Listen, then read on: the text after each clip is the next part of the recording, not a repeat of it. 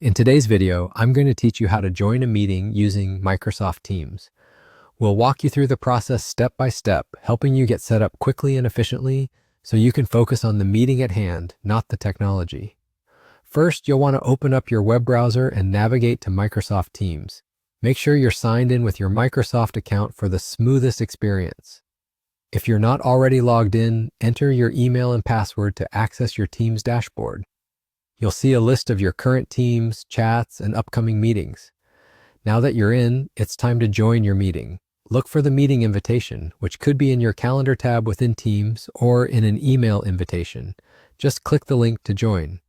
Once you click to join the meeting, you'll initially find yourself in the lobby. This is like a waiting room that allows you to make a few adjustments before you hop into the meeting.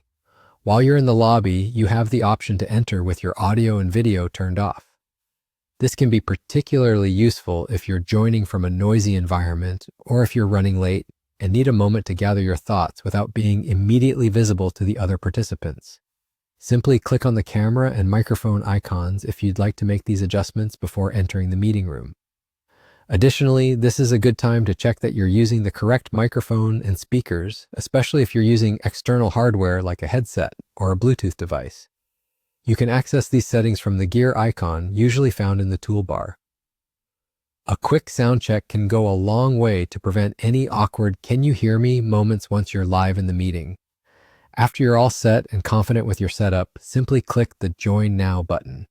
This will take you right into the meeting where you'll be joining your colleagues. You might want to introduce yourself if it's a meeting with new participants, or simply greet everyone you know with a quick hello. Engaging right from the start sets a great tone for the rest of the meeting. And there you have it, you're all done. Remember, a smooth entry into a meeting not only helps you, but also contributes to a more seamless experience for everyone involved.